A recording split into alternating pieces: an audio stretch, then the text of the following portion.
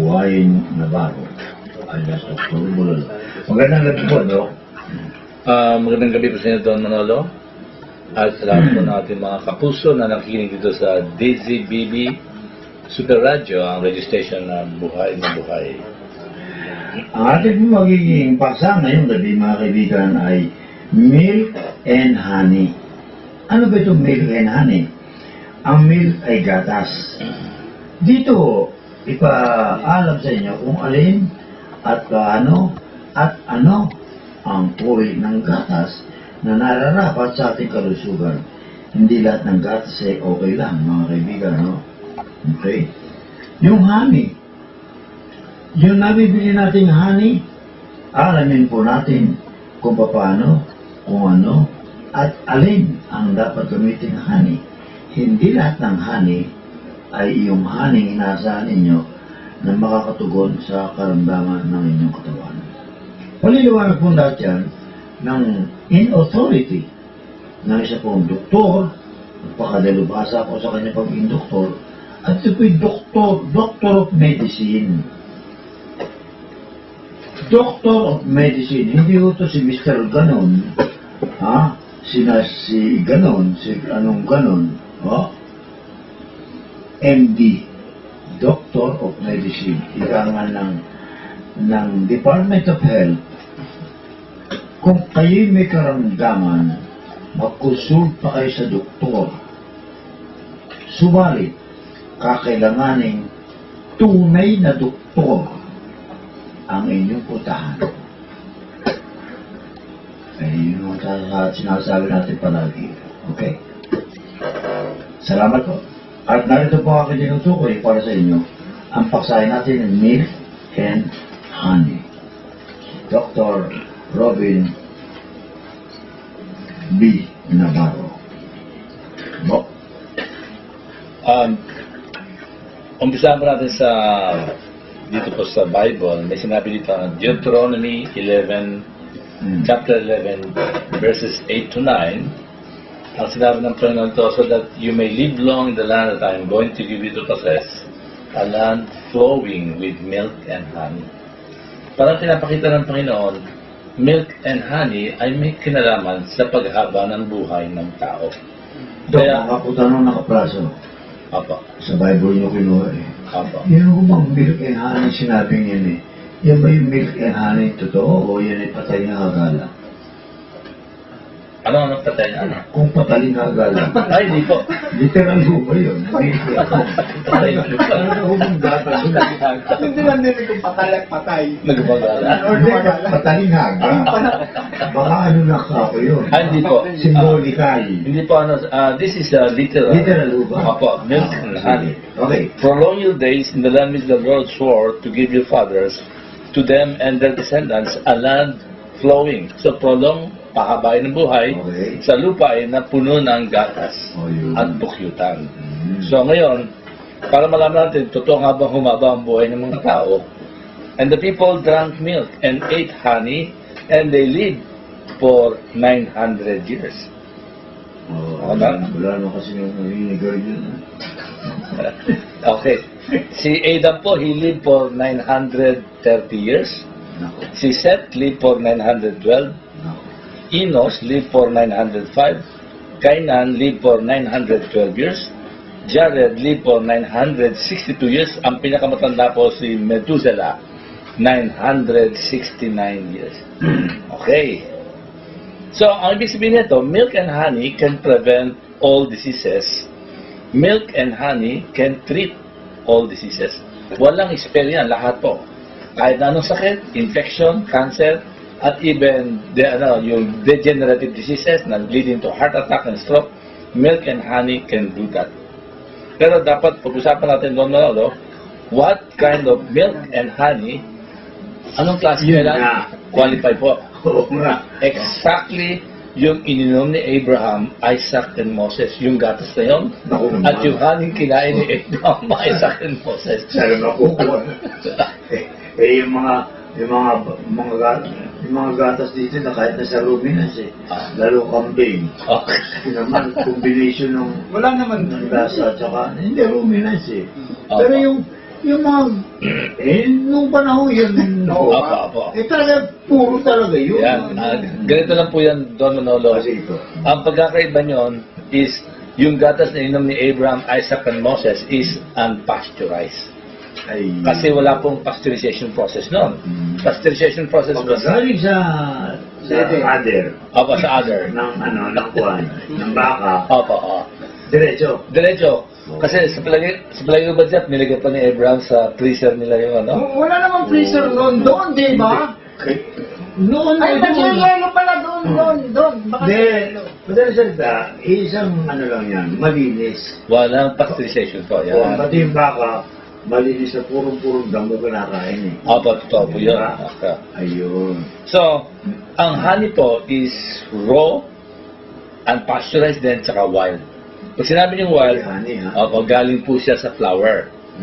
Hindi po siya pinakain ng asukal. Cultured yun eh. Kayo nga. Sa oh. culture, di ba yun? Magtimpla ka ng asukal, bumili ka ng asukal sa palengke, timplahan mo ng tubig, Oo. iluto mo, pagkatapos pakain mo sa bee. Opo. Honey na. Opo. Baka tumigas yung panutsa.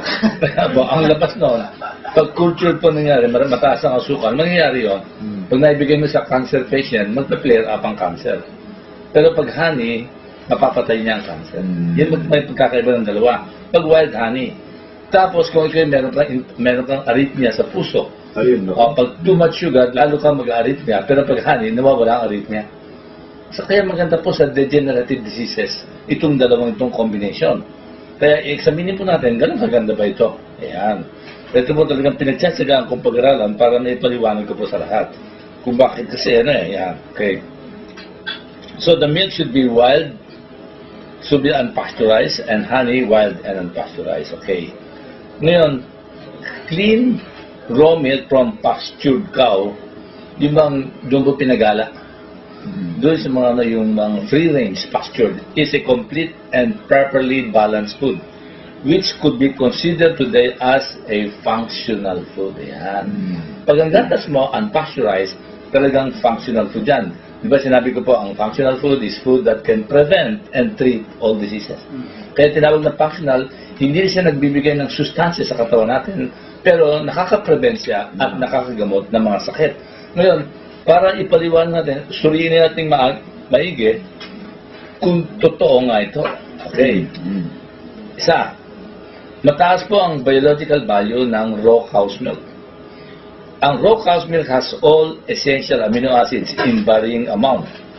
Ang ibig sabihin po nito, very clear po, Don Manolo, mataas ang biological value. Kasi, para tumaas ang biological value ng isang protina, kailangan meron siyang 22 amino acid. At lahat ng essential na 8 essential nandun. Pag nawala siya ng isang essential, ang mangyayari, ang biological value nito ay bagsak. Example, sa lahat ng pagkain, ang pinakamataas ang biological value is egg. Ang biological value po ng egg doon Manolo kasi complete siya sa essential amino acid saka non-essential na 14, balit 22 lahat is 100. Could you imagine that doon Manolo na 100 ang biological value ng itlog? Ano ang kahulugan nito? Ang kahulugan niyan, egg can repair anything in the human body. Kung damage ang muscle mo, damage ang puso mo, damage ang liver, damage ang kidney, damage heart, damage brain, egg can repair it. Because it has the highest biological value. Pero sumusunod po sa egg is unpasteurized milk. Whey milk, susunod, with a very high biological value approaching egg. At unpasteurized milk, 90 po.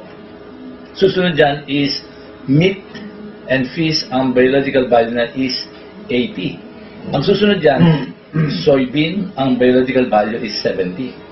Alam niyo ba ibig sabihin ito, Don Manolo? Bakit naging 70 ang soybean? Because of the 24 amino acid required para tumaas ang biological value ng protein, kulang lang ang soybean ng isa. Methionine lang po ang kulang. Teka, Doc, Apo. hindi ko kayo interrupt, ano? Apo. Ito'y, at random lang yung tanong. Apo. Para kasi ako.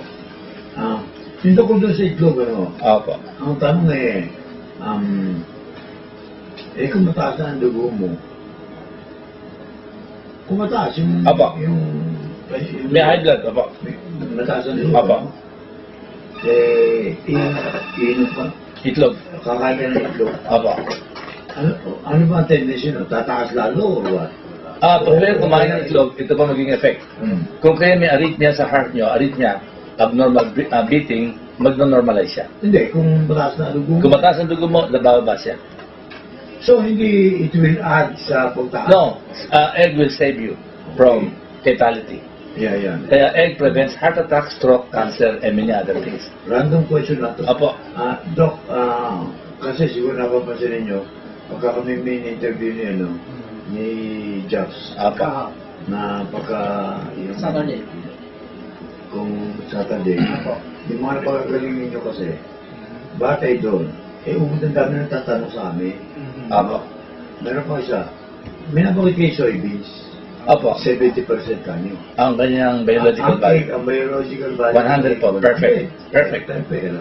Okay. Pagkatapos Ang milk is 90. milk is 90. Tapos meat and fish 80.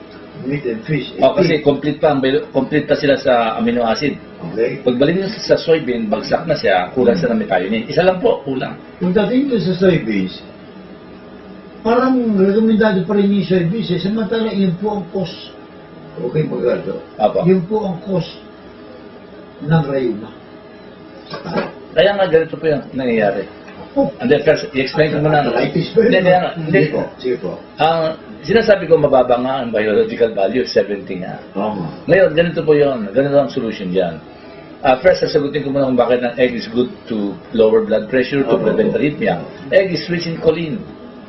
Choline po. And choline is acetylated as acetylcholine in the body, no? Acetylcholine. And acetylcholine is the physiologic antagonist of adrenaline. Ang adrenaline po, is the stress hormone that will increase your blood pressure and cause arrhythmia. And it can kill you. Kung kayo na-stress, pwede kayo ma-heart attack. Kung kayo na-stress, pwede mag-shoot up ang blood pressure nyo. Adrenaline will close the blood vessel. And the physiologic antagonist of adrenaline is acetylcholine, which comes from egg. So, pag kumain ka maraming itlog, bababa ang blood pressure mo. I eat 3 eggs at breakfast, 3 eggs at lunch. Continuous yun. Sa lunch, 3 na 3 na 3. Bakit ang blood pressure ko? 110/70. I'm already 66 years old. So that means egg is helping me combat hypertension. Huwag niyo sabihin, wala akong stress.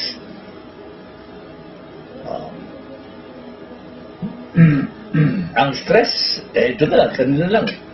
Hindi ko po alam ang topic ko doon nung ako doon. Pagdating ko dito, tinatanong ni Jeff, anong topic ko? Hindi pa rin. Di ba kasi may hangover? Teka man, Oo, may usapan eh. May hangover siguro kayo na inyong singing engagement. Hindi speaking engagement. Kakaiba naman. Junkies kayo kagabi. Opo. Sa pinuntahan nyo. Engagement. Napasubo tayo ng kantaran siguro. Hindi pa ka naman namin yung mga kinata nyo. Opo. At least nadinig natin lahat. Phantom of the Opera. Wow. Inoperahan na namin si Phantom. Opo. Hindi maganda lang po. Baka na-stress kayo hanggang ngayon doon. Kaya hindi naman po, sinasabi ko, until kanina pa po, I keep on praying, wala akong tigil. I pray to the Lord, Lord, what is my topic? Pero I did not cease preparing. Ang preparation ko po talagang extensive. I studied stem cell. Pero, Kasi stem cell tayo na opo, pero bago ako pumunta dito, ang ano ko is, kung anong i-broadcast sa akin ni Lord, yun ang aking sa topic. So, hanggang sa pumunta ko rito, nandito na ako, tinatanong ko ni Richard, sabi ko, hindi ko pa alam topic ko. Nung maupo ko rito, I open my laptop, eto may iPad, nakita ko, bumulagat sa akin, ang milk and honey. Ito pala gusto ni Lord na topic ko. So, kaya, nung nandito na ako, nalaman ko ang topic ko. Pero, I did not stop preparing for the whole week. Ang piniprepare ko is stem cell. Ang topic ko pala, iba pala. So, hindi ko alam na ganito pala. Kung anong sabi sa akin, kung anong gusto ng Panginoon, yun ang aking topic. Eh, mukhang maganda ito. Ngayon, sinusuri ko, nakikita nyo, ang ganda-ganda pala ng topic na to. Nakita niyo pa, Patala, sa pangalawang tanong nyo, sabi nyo, bakit nire-recommend ko ang soybean, nakakariuma? Oo. Ngayon, bakit nakakariuma ang soybean? Kasi, ito, Mga buto-buto eh. Apo, ganito po yun. Pag ang pagkain nyo mababa ang biological value, kulang siya ng isang essential amino acid. Soybean is kulang. So, ang kanyang biological value is 70. Ang rice, kulang ng dalawang amino acid, lysine, methionine. So, baksak siya, mas lower siya sa soybean, approaching 60. Ang corn, kulang din. Lysine, methionine, tryptophan. All these are what you call essential amino acid. So, magkulang ka ng isang essential amino acid, baksak ka na sa biological value. So, what happens? Ibabasura ang soybean, kung siya kinain mo pure soybean, wala kang magagawa dyan. Hindi siya makakapag-repair ng kahit na anong organ. Pag sira ang organ mo, muscle, heart, wala siya magagawa. Hindi rin siya makakagawa ng antibody against cancer, against many conditions. Ano magagawa ng soybean? Hindi siya magiging protein, magiging uric acid siya. Ay. Kasi pag kulang ka ng isang essential amino acid, ang labas mo, uric acid. Yun ang uric acid ang kukos ng gout. So, saan ang punta ng soybean? Hindi siya pupunta sa pang-repair, pupunta siya sa mga joint at mangyayari, magkakaroon ng aching joint. Okay. Kaya yun sinabi nyo. Ngayon, how can you prevent aching joint? Ang gagawin mo, patataasin mo ang biological value ng soybean. Ang magagawa mo yan, ididikit mo ang soybean sa matataas ang biological value o mataas, egg. So, pag kumain ng soybean, isabay mo sa itlog. So, you're spared from uric acid. O, kaya isabay mo siya sa milk, ganoon din. O, isabay mo siya sa fish and meat, tataas ang biological value, mapiprevent mo ang diseases. Ganun din ang rice. Ito, no. Sa mga countries na mga bata, halos rice ang kinakain. Oo nga. Doon sa mga, sa Africa, sa mga areas din, ang mga bata, they develop kwashiorkor. Kasi nakita ko to kasi when I was, I was vice president ng isang farm, Pure Main Farm, 2,000 hectares sa Bacolod, sa Negros, doon I was managing the farm, nakita ko mga tao doon. Kumakain sila. Ang kinakain lang plato, puti. Ay, naghahanap ako ng ulam mula ako makita ko. Puro kanin lang pala kinakain nyo, tapos anong ulam nyo? Ulam. Ang usap, bagong lang, mga patis, gano'n lang. Dahil sa hirap ng buhay ng mga tao. Ayun. Okay, so ngayon, pag ganito nangyayari, ang mga bata, they are prone to, protein malnutrition kasi puro, ang labas nila, kwashiorkor. Itong kwashiorkor na ito, lumalaki dyan, lumalaki ang atay. At 90% of children with kwashiorkor, they develop cancer. So nakita niyo ba, what can cause cancer? Ang lumabas dito, kulang sa protina.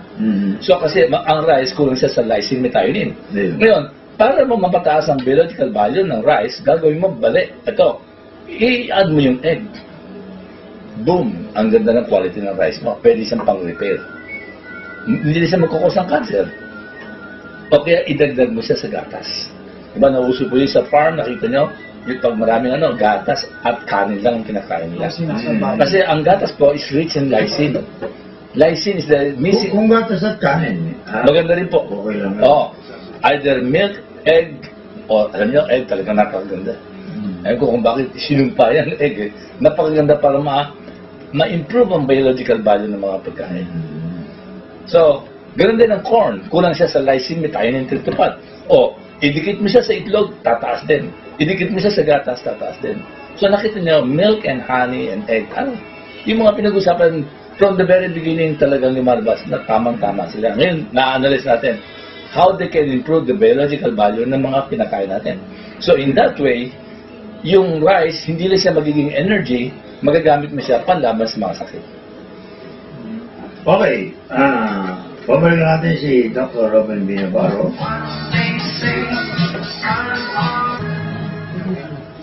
Okay. Alright. Tuloy po naman tayo mga kaibigan.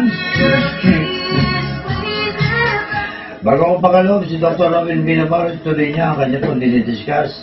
May follow-up question po naman dito kay Dr. Robin Navarro, yung tukol ho doon sa tapsilog. Tapsilog. Yung pong tapsilog, tapa. Sinandoy. Doon mukhang hindi ka kumakain nun yata Tapa, sinangag itlog. Tapa. Tapa. tapa, Sinangag. sinangag, at itlog. Yan. Ayun. So, rice Yung yun. ito na ho by best food din. Opo, maganda to kasi mataas po ang biological value niya. Hmm. Ang classification is food on top of the river. Ah, food ang tapos na rin. Yan ang matigay. Ayan naman tayo eh. Sandali lang. Big tapa. Sabi ni tapsilog. Opo. Sa English pala yan eh. Food on top of the river. Top of the river. Kaya top. Ah! Ilog. Ah! Ganun naman. Oo. Yung Top of the pagkain, river pala. sa babaw ng ilog. Opo. So, nakita niyo po mga pagkain niya. Tapsilog. Ang rice, Ah! deficient po siya sa lysine methionine. Ang biological value niya is 80. Pag inalo mo siya ng tapa, ang biological value ng rice is 60. Pag inaluan niyo ng tapa, ang biological value is 80. At lagay niyo po ng itlog, ang biological value is 100. So 100 plus 60 plus 80, ang labas niyan 240 divided by 3. Ano ang biological value niya ngayon? Di, papakalo na 80 yan. O, 80. So magiging 80. So, kaya, ang tapsilog, 80 na po. Top of the river. So, maganda na po ang biological value niya. Pwede na siyang makatulong sa paggaling ng cancer. Yan nangyari po. Eh, problema yung mantika doon sa sinangag. Paano yun? Pwede. Kaya gumamit siya ng butter. Ang ginagamit ko po sa aking tapsilog doon Manolo is butter. Oo nga. So, kailangan magtatapsilog ka. So, alam Ikaw mo yun, Oo, food alam. on top of the May river. bago na ngayon doon. Pag umorder ka doon, ha, doon. Meron ba kayong top of the river? Food on top of the river. Food on top of the river. Tapsilog. Okay. Dito na. So, ayan, how to compute the biological value of the food? Mhm. Tapsilog is 80. So, it is pasado siya. So, magagamit mo siya panlaban sa cancer, panlaban sa mga diseases, sa pneumonia and other condition. Yan ang ibig sabihin ng biological. So, magandal pala yung nagtanong ng tapsilog. O yan. Oh, Kasi kaya- may kanina pa kayo nakukonfuse dyan eh. Oo nga eh, doon. Namin yung top. Alam mo kung anong top of the river na yun. Yung pala. Sige. Balikan natin ang ating milk and honey. Ha? Opo. So, nakita nyo, raw, unpasteurized cow's milk has all the essential amino acids. So, that means, kaya, ang biological value na is 90. And about 80% of the milk, the proteins in milk are casein. Ito po yung casein, yung nagiging carb. Oo. No, kumbaga, gumawa ka ng unpasteurized milk, i-culture mo dyan ng lactobacillus and bifidobacteria. Ito po tinatawag na good bacteria. Okay? Magpe-ferment yan. So, ang labas yan po, yogurt. At pag maglagay ka sa gastric juice ng baka, ng rennet, galing sa gastric juice ng pork stomach ng baka, magka-card yan. 20% of the milk will become card. Yun ang coagulate. Yun ang ginagawang keso. At 80% ng milk is coming from whey protein, yung pong ang whey milk o whey protein. Ngayon, ito pong whey protein doon, Manolo, is also very high in biological value. Wait. Opo, malapit po yan sa egg. Almost 100 silang dalawa eh. Humahabol din siya sa egg. Ngayon, bukod sa maganda itong whey protein, marami siyang enzyme. Although these enzymes and enzyme inhibitor nandun din sa raw milk. Pero nandun din sa whey protein, immunoglobulin. Lahat po ng antibodies sa lahat ng sakit nandun po sa raw milk. Lahat po ng sakit, sabihin nyo, tuberculosis, nandun. Typhoid, nandun. Okay, dengue, nandun. Okay, dysentery, nandun. H1N1, Hepa B, nandun po lahat sa raw milk. Kaya maganda po ang raw milk. And then, the raw milk contains metal binding protein. Ito pong metal binding protein doon, ang ginagawa niya, kinikilate niya ang mga toxic metals. Example, mercury, arsenic, lead, cadmium. Itong mga toxic metal na ito, karaniwan, nakukuha natin yan sa mga batong dweller sa dagat. Oh, yung Mga crabs, Oh. shell, shrimps, oyster, squid. At saka sa mga isdang walang kaliskis. Pati squid ba? Sabi. Opo, lahat ng batong dweller. Baka mukhang gusto niyo po kumain ng squid. Hindi. Opo. Hindi kumakain naman ng buwan. Opo. Hindi kumakain ng... Tempura lang kayo doon. Okay. Tapos yung pong walang scale, nandun din mga yung walang scale, katulad ng hito, okay, mga ganyan. Kasama na po lahat dyan, espada and so on, nakita niyo Oh, medyo espada. mapitas yun dahil sa Oo nga. mercury. Oh, yung espada. Ako yung espada eh, yun eh, no? Huwag niyo papabayang iluluto yung tiwanan niyo. Bakit? Uuwi na agad. Ganun po ba? Oo. Oo, totoo eh. Pero mataas sa mga toxic metal nila. Kaya pala eh. Okay, kung inom ka ng raw cow's milk, okay, meron siyang metal binding protein, natatak niya, nakikilate niya, parang chelation yun. Tapos, meron din mga growth factor. Yun, maganda sa raw milk. Growth factor, that means nakakatulong siya para ma-enhance ang stem cell. So may growth factor siya, na-enhance siya. Kumbaga sa egg po, ang egg meron siyang fibroblast growth factor. Pero fertilized egg po yun. Pagdating ng fertilized egg sa 9th day, meron isang fibroblast growth factor, nakakatulong siya as stem cell enhancer. Kaya ang ginagamit ko talaga is fertilized egg. Ngayon, all of which have important physiological effects. Also easy to digest, but they are very, very heat sensitive. Itong sinasabi ko doon ng mga enzymes, immunoglobulins, growth factors, metal binding proteins, all of these are destroyed by pasteurization process. So nakita niyo, pag hindi na-pasteurize ang gatas, ang daming power niya. Lahat ng antibodies nandun. Kaya po ang breast milk is the best for baby because breast milk is unpasteurized. But once the breast milk is pasteurized, yung mga antibodies na pupunta sa baby, nag-iiba po ng karakter. Nagkakaroon din na tawag natin protein denaturation. So, when the protein is denatured, yung antibodies, sometimes it becomes autoimmune. Pag sinabi niyong autoimmune doon, ang ibig sabihin noon, kalaban mo na siya. Dati, pag hindi siya na-pasteurize ang antibody, kaibigan mo, siya ay guardian angel. Papatayin niya ang mga bacteria, virus. Pero pag siya ay na-pasteurize, nagiging autoimmune siya. Pag sinabing autoimmune, nagiging Dracula. Kakagating ka niya. Sisirain niya ang puso mo, it can cause rheumatic heart. Sisirain niya ang kidney mo, it can cause autoimmune glomerulonephritis. Sisirain niya ang pancreas mo, it can cause type 1 diabetes. Sisirain niya ang lungs mo, it can cause asthma. Sisirain niya ang mga muscles and nerve. Ang nerve mo, it can cause myasthenia gravis, manghihina ang muscle mo. It can cause systemic lupus erythematosus. It can cause many other what we call autoimmune diseases. And that can happen if the milk is overheated. Either pasteurized, or either sterilized, or even UHT. Paano yung mga gatas, di ba? Yung mga gatas, kalimitan eh, galing sa refrigerator, no? Apa. Kasi binatira eh. Ngayon, bago paano sa mga bata yan, pinainit ulit. Hindi naman ano yun eh. Hindi naman maabot yun sa boiling point Boiling or point. pasteurization. Pasteurization is heating the milk for 75 degrees up to 75 degrees for 20 to 30 minutes.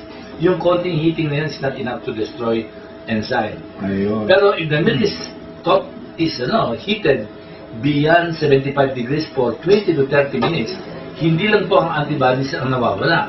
Nawawala din po ang mga enzyme niya. Ang mga enzyme po na ito, will enhance repair. Example, nasira ang liver nyo, nasira ang kidney, nasira ang muscle nyo. You need enzyme to speed up repair. Kung wala po kayong enzyme, para malaman na lahat, ano ba yung enzyme? Para maging, they can picture that, no? Ganito po yun. Subukan niya maglaba kayo, gumamit kayo ng tubig lang. Okay. Aabutin kayo ng siyam-siyam, hindi siya puputi. Oh, man. Ngayon, kung pagod ka na, lagyan mo siya ng joy, within few minutes, maputi na siya. Sasabihin niyo, what a joy in washing. Hindi, but that's it, nalagyan ng chemicals. Detergent. Diba? Ayan. Teka, dito sa, ito, kukorelate ko natin mga katanungan na tungkol sa whey milk. May nadidinig sa inyo na whey milk. Opo. Diba? Whey milk. Now, tinatanong ang katatagan itong whey milk. Ito bang whey milk pwede sa infant at pwede sa mga oldies? Yeah, I get that to all infants. Binigay ko po yan. Hindi, pero ibig sabihin eh, yung Better than... yung whey milk na available, Opo. okay, sa inyo, no? I use that. Yun ang ba'y pwede sa pag-infant, yung mga bata, yung mga Binigay ko po yan. Binigay ko sa newborn. Dati, Sinasabihan ko mga hindi pediatrician. ba't yung mga pagka dumakas sa pediatrician, Apo. Pedjas, ang bili mong yung pambata. Apo. Formula milk. Formula milk na ang edad lang ay ganito. No, mayroon yung una eh. 1 to 6 months. Oo, ganun. 1 to 6 months. Tapos 6 to Diba? 1 year Apo. old. Tapos, ganun na yung 1 year. Oo. Apo. Eh, ito sa baby, paano? Pwede yan from birth at birth hanggang maging ka-senior na. Okay. Kasi lang, para pagdating may... Ang haba pala. Ito pa isa tanong. Eh, di, alam mo, may bata. Apo. Minsan mo na, may bata na, no? Inabot na ng 3 months, gano'n. Eh, yan eh, mixed feeding, no? Talaga po. Mixed feeding. Yes. Sa mother at saka sa Formula milk. milk. Okay? Buttered milk.